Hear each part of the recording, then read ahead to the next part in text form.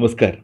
കർണാടകയിൽ നഴ്സിംഗ് പഠനത്തിൻ്റെ പേരിൽ ഏജന്റുമാരുടെയും കോളേജുകളുടെയും കെണിയിൽ കുടുങ്ങുന്ന മലയാളി വിദ്യാർത്ഥികളുടെ എണ്ണം നാൾക്കുനാൾ കൂടി വരുന്നു. എല്ലാ ഏജന്റുമാരും ഏജൻസികളും കോളേജുകളും കുഴപ്പക്കാരാണ്, തട്ടിപ്പുകാരാണ് എന്നല്ല പറയുന്നത്. നല്ല കോളേജുകളും നല്ല ഏജന്റുമാരും ഏജൻസികളും ഒരുപാടുണ്ട്. എന്നാൽ കർണാടകയിൽ പഠിക്കാനെത്തുന്ന വിദ്യാർത്ഥികളെ കെണിയിൽ കുടുക്കി പണം തട്ടുന്നവരുടെ എണ്ണം ക്രമാതീതമായി ഉയരുകയാണ്. ഇന്ത്യൻ നഴ്സിംഗ് കൗൺസിലിൻ്റെ അംഗീകാരമുള്ള കോളേജുകളിൽ അഡ്മിഷൻ നൽകാമെന്ന് പറഞ്ഞ് യൂണിവേഴ്സിറ്റി അംഗീകാരം മാത്രമുള്ള കോളേജുകളിൽ രജിസ്റ്റർ ചെയ്ത് ലക്ഷങ്ങൾ വിദ്യാർത്ഥികളിൽ നിന്നും തട്ടുന്നതാണ് ഇവരുടെ രീതി. ഇന്ത്യൻ നഴ്സിംഗ് കൗൺസിൽ അഥവാ INC, Karnataka state nursing council, university എന്നീ അംഗീകാരങ്ങൾ എല്ലാമുള്ള കോളേജുകളിൽ അഡ്മിഷൻ നൽകാം എന്ന വാഗ്ദാനവുമായാണ് ഏജന്റുമാരും കോളേജ് അധികൃതരും വിദ്യാർത്ഥികളെ തേടിയെത്തുന്നത്.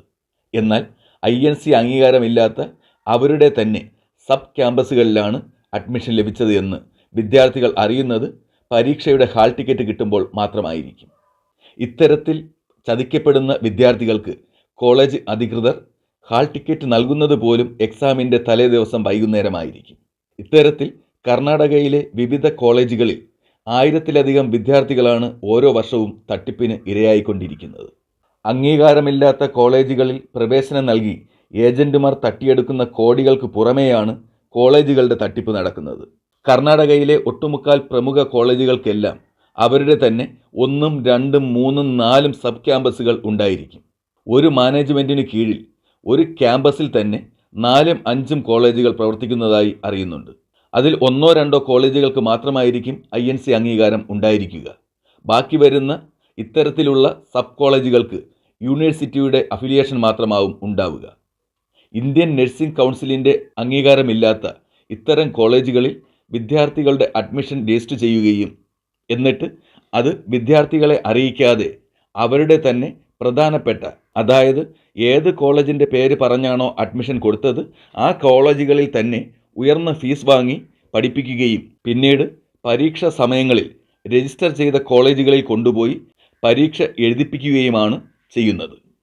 തട്ടിപ്പ് പുറത്ത് അറിയാതിരിക്കാൻ വിദ്യാർത്ഥികൾക്ക് പരീക്ഷാ സമയങ്ങളിൽ കോപ്പിയടി അടക്കമുള്ള എല്ലാവിധ സഹായങ്ങളും കോളേജുകാർ നൽകുന്നതായും അറിയുന്നുണ്ട്.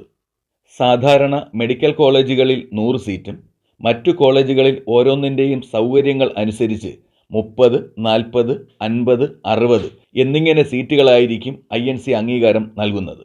എന്നാൽ ഈ 60 സീറ്റിൻ്റെ പേര് ചൂണ്ടിക്കാട്ടി 400 അഡ്മിഷൻ വരെ എടുത്ത് അവരെ വിവിധ കോളേജുകളിലായി രജിസ്റ്റർ ചെയ്യുകയും തീരെ സൗകര്യങ്ങളില്ലാത്ത ക്ലാസ് മുറികളിൽ പഠിപ്പിക്കുകയും പ്രാക്ടീസ് നൽകാതിരിക്കുകയും ഒക്കെ ചെയ്യുന്നുണ്ട്.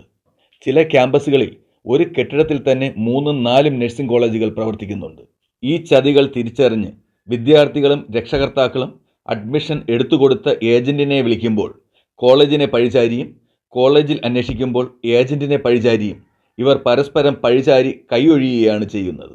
കൂടെ പലതരത്തിലുള്ള ഭീഷണികളും വിദ്യാർത്ഥികൾക്ക് ഉണ്ടാകാറുണ്ട്. ഇത്തരത്തിൽ സബ് ക്യാമ്പസുകൾ പ്രവർത്തിക്കുന്ന ബാംഗ്ലൂരിലെ പ്രധാനപ്പെട്ട കോളേജുകളുടെ ലിസ്റ്റും അവിടുത്തെ കാര്യങ്ങളും വിദ്യാർത്ഥികളും രക്ഷകർത്താക്കളും പറയുന്ന വോയിസും ഉൾപ്പെടെ വരും സമയങ്ങളിൽ നിങ്ങളിലേക്ക് എത്തിക്കുന്നതാണ്.